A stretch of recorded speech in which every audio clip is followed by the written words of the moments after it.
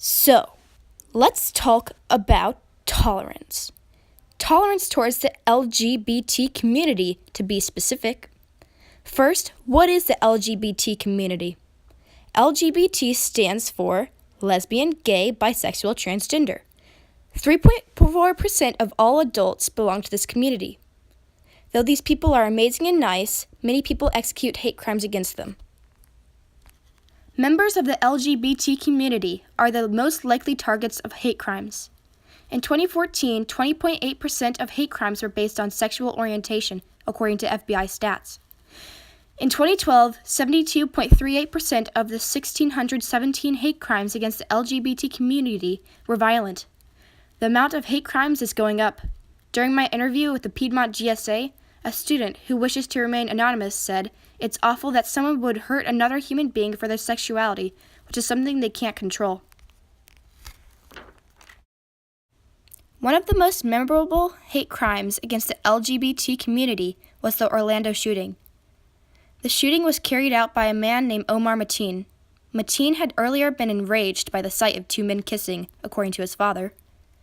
He first researched gay clubs in Orlando before choosing Pulse, a gay bar and lounge. He entered the bar and began shooting at everyone inside, leading to a death toll of 49, with 53 others injured. He then held the rest hostage until police arrived, which led to a shootout that caused Mateen's death. Immediately after the attack, people were standing up against hate crimes and intolerance. Church services were held, gatherings were scheduled, and services were arranged. I actually attended a candlelight vigil right here in Charlotte, where citizens shared stories and remembered those who had died.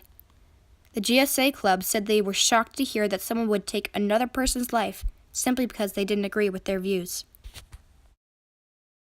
This is a photo of Mark Little, a gay man who was walking with his partner in Asheville when a car pulled up and started harassing him.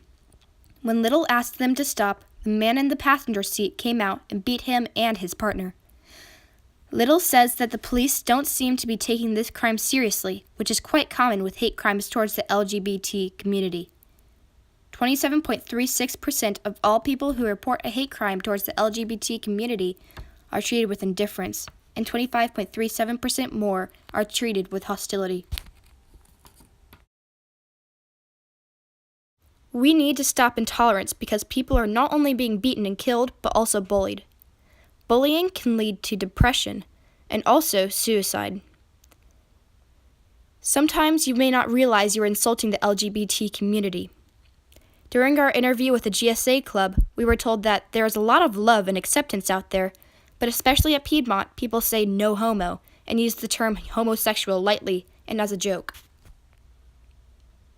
So, how can you fight intolerance? You do not have to do much to make a difference.